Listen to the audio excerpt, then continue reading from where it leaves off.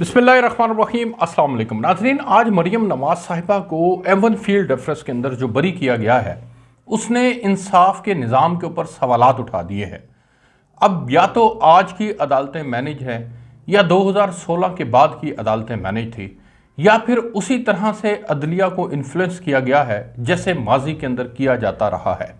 कौन है जो हमारे इंसाफ के निज़ाम से भी ज़्यादा ताकतवर है? कौन है जो इंसाफ अपनी मर्ज़ी का लेना चाहता है? और कौन है जो इस पूरे निज़ाम को अपनी मर्ज़ी से चलाना चाहता है? जब उसको कोई पर्सनैलिटी अच्छी लगती है तो उसके लिए राह हमवार की जाती है, भले उसके लिए आपको कोई भी मंजिल जो है वो सर करनी पड़ जाए, किसी भी किस्म की बाजी आपको लगानी पड़ जाए, आप वो लगा लेते हैं क्योंकि आपको वो पर्सनैलिटी अच्छी लगी है और आपने उसको इक़्तिदार के अंदर लेकर आना है। और जब कभी वो पर्सनैलिटी आपको बुरी लगती है तो आप फिर फौरी तौर पर ऐसी काया पलटते हैं कि इंसान दंग रह जाता है, हैरान और परेशान हो जाता है कि ये माजी के अंदर भी होता आया है, आज भी हो रहा है। तो फिर क्यों इस सारे आर्टिफिशियल निज़ाम को आप एकदम से गिरा क्यों नहीं देते?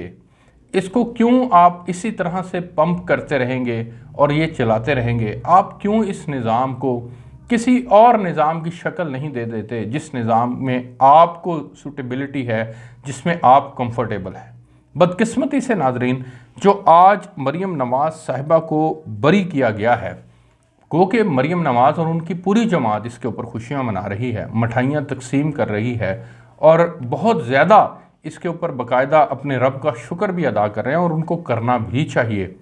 लेकिन नाजरीन, सवाल यहाँ पर यह जन्म लेता है कि मरियम नवाज़ साहिबा को सज़ा दिलवाने वाले कौन थे? मरियम नवाज़ साहिबा के ख़िलाफ़ केसेस करने वाले कौन थे?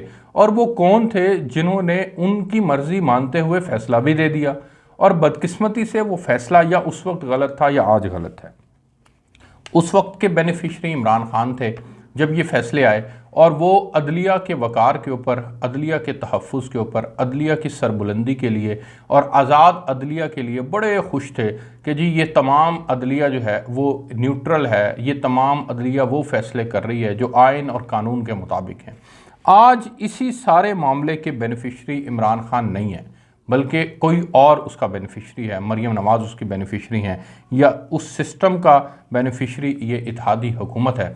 तो आज वही इमरान खान इसी अदलिया के ऊपर तनकीद कर रहे हैं कि क्या ये मेगा NRO नहीं दिया जा रहा, क्या ये शरीफ बरादरान और शरीफ ख़ानदान जो है वो अदलिया का और सिस्टम का लाडला नहीं है कि हर बार इन्हीं को रिलीफ मिलता है, किसी और को रिलीफ नहीं मिलता। ये कैसा निज़ाम है नाजरीन कि जब आपकी मर्ज़ी के फ़ैसले आएँ तो आप उसके ऊपर जो है वो भले आप जो है वो उसमें असूल और ज़ाब्ते तोड़े जा रहे हों, लेकिन इसके बावजूद आप खुश हों कि नहीं जी ये तो मेरी मर्ज़ी का चूँकि निज़ाम है और मेरी मर्ज़ी के मुताबिक ये चल रहा है, मैं इसका बेनिफिशरी हूँ, तो भले कुछ भी हो जाए मुझे इसकी तारीफ़ ही करनी है। लेकिन जब आप उसके बेनिफिशरी ना हो तो फिर भले कुछ भी हो जाए आपने उसके ऊपर तनकीद ही करनी है।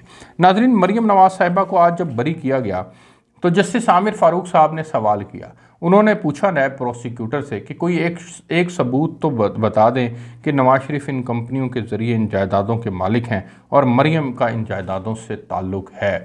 जिसके ऊपर नायब प्रोसिक्यूटर ने कहा कि जी वाजिद ज़िया साहब जो कि JIT के सरबराह थे, उन्होंने जो अपनी राय पेश की है उस राय को सामने रख कर देख लें। उन्होंने डॉक्यूमेंट्स देखे हैं और उन डॉक्यूमेंट्स की रोशनी के अंदर ये 1999 के अंदर जायदादें ख़रीदी गई हैं। दूसरा, नायब ने कहा कि हमारा मौक़िफ़ है कि नवाज शरीफ ने ये जायदादें मरियम नवाज़ के ज़रिए छुपाई हैं। अब सवाल यहाँ पर फिर अदलिया ने पूछा कि ठीक है, आपकी तमाम बातें ठीक हैं, लेकिन हम वाजिद ज़िया साहब की राय को शाहिद कैसे मान लें? ये बड़ा इंपॉर्टेंट था कि वाजिद ज़िया साहब की राय को क्या शाहिद माना जा सकता है या नहीं माना जा सकता। अब अगर उस वक्त वाजिद ज़िया मैनेज थे तो फिर आज क्यों यहाँ पर जो है वो अदलिया ने उनकी राय का एहतराम नहीं किया? अगर वाजिद ज़िया सच्चे थे तो फिर अदलिया को आज उनकी राय का एहतराम करना चाहिए था। लेकिन अगर उस वक्त वाजिद ज़िया मैनेज थे तो आज फिर इस फैसले ने ये साबित कर दिया है। मसला यहाँ पर यह है नाजरीन कि हम कुछ भी कहें, पोलराइजेशन, पॉलिटिकल पोलराइजेशन इतनी ज़्यादा हो चुकी है और आगे सहाफ़ी कम्युनिटी भी दो हिस्सों के अंदर तकसीम हो चुकी है कि आप अगर हक और सच की जो बात करने वाले लोग हैं उनको आइडेंटिफाई करना आपके लिए बड़ा मुश्किल हो चुका है। मरियम नवाज़ साहिबा को आज रिलीफ तो मिल गया, लेकिन मेरे लिए कम से कम ये शर्म का मुकाम है, ये डूब मरने का मुकाम है कि हमारी वो अदलिया जिसके माथे के ऊपर हमेशा से कालक मली रही है, जिसकी आंखों के ऊपर पट्टी बंधी रही है, जिसने ज़ियाद जैसे लोगों के हक़ में भी जो इस्तेमाल हुई, जो अयूब ख़ान जैसे लोगों के हक़ में भी इस्तेमाल हुई, जो मुशर्रफ जैसे लोगों के हक़ में भी इस्तेमाल हुई, जिनके ऊपर इसी नवाज शरीफ साहब ने जो है वो इन्फ्लुएंस करने की कोशिश की शहबाज शरीफ साहब के ज़रिए, जस्टिस क्यूम की वो फ़ोन कॉल भी हमारे सामने है। ये माजी की तमाम मिसालें हमारे सामने हैं। लेकिन नाज़रीन, बदकिस्मती से ये वही अदलिया है जो इमरान खान के भी हक़ में इस्तेमाल होती आई है। लेकिन आज चूँकि इमरान खान इस सिस्टम के बेनिफिशरी नहीं है तो वो इस सारे मामले के ऊपर तनकीद कर रहे हैं, और जब वो इस सिस्टम के बेनिफिशरी थे तो वो इसी अदलिया के तारीफ़ों के पुल बांध रहे थे। आज मेरे लिए जो शर्म का मुकाम है, जो डूब मरने का मुकाम है कि हमारी अदलिया ने बाकायदा दोहरा म्यार अपनाया हुआ है। मैं तो यहाँ पर सिंपल एक सवाल करता हूँ कि क्या अदलिया पहले मैनेज थी 2016 के अंदर, या फिर अदलिया आज मैनेज है? हुआ इस तरह से नाजरीन, जो टाइमलाइन है उस टाइमलाइन को आप चेक करें और उस टाइमलाइन के अंदर आप देखें तो जब से ये इत्तेहादी हुकूमत बनी है, सबसे पहले शहबाज शरीफ साहब को, हमजा शहबाज साहब को बेनिफिट्स मिले, उसके बाद फिर नैब तरामीम की गई, नैब तरामीम के अंदर बाकायदा तौर पर नैब के पर काटे गए, उसके बाद फिर जितनी पॉलिटिकल एलीट थी उन सब को बेनिफिट्स मिले, राजा परवेज़ अशरफ साहब को भी बेनिफिट मिले, राना सनाउल्लाह साहब को भी, एहसन इकबाल साहब को भी, शाहिद खाकान अब्बासी साहब को भी, न जाने कौन कौन से बड़े नाम हैं, इन सब को बेनिफिट्स मिले हैं। और फिर उसके बाद आज मरियम नवाज़ साहिबा को बेनिफिट मिला, और अब इस फैसले के बाद नवाज शरीफ साहब ने भी अदलिया अपने वकला को बाकायदा हुक्म जारी कर दिया है कि जनाब अब आप भी अदलिया से रुजू करें, राहदारी रिमांड लें, मैं पाकिस्तान वापस आता हूँ। मेरे लिए वहाँ पर एक एक दिन गुजारना मुश्किल हो चुका है। अब नवाज शरीफ साहब के लिए भी एक एक दिन गुजारना जो मुश्किल हो चुका है, उसके बाद का जो मंजरनामा है वो हमारे सामने खुल के आ रहा है कि या तो ये पॉलिटिकली मोटिवेटेड केसेस थे, और पॉलिटिकली मोटिवेटेड केसेस के अंदर अदलिया मैनेज हुई थी और अदलिया ने गलत फैसले दिए थे, या फिर आज ये मेगा एनआरओ जिस तरह इमरान खान कह रहे हैं ये दिया गया है, और इसके बाद फिर उस वक्त केसेस तो सारे सच थे, हक पे थे, लेकिन अब उन सारे केसेस को जो है वो वन बाय वन करके रिवर्स किया जाएगा, यानी या फिर ये आज की अदलिया मैनेज है। लेकिन यहाँ पर नाजरीन, जो भी अदलिया मैनेज है, आज की है या माजी की है, लेकिन हक और सच की बात यह है कि आइन और कानून के मुताबिक इंसाफ नहीं हुआ। आइन और कानून के मुताबिक इंसाफ होता तो यकीनन पाकिस्तान के अंदर फिर कोई भी शख्स जो है वो कानून से बालातर ना होता, बड़ा ना होता। मुझे इस बात को कहने में कोई मुझे शर्म नहीं है, झिझक नहीं है कि 4 साल पहले, जो 5 साल पहले जो इसहाक डार प्राइम मिनिस्टर के त्यारे के अंदर बैठ कर पाकिस्तान से बाहर गए थे, वो उस वक्त यहाँ के इन्वायरमेंट को देखते हुए उन्होंने देखा कि मेरे लिए ये बेनिफिशियल नहीं होगा कि मैं वापस जाऊँ, वो नहीं आए। अदलिया उनको बुलाती रही, वो नहीं आए। लेकिन आज वो प्राइम मिनिस्टर के जहाज़ में ही बैठकर वापस आए। उन्होंने सेनेटर का हलफ लिया और वो वज़ीर ख़जाना बन गए।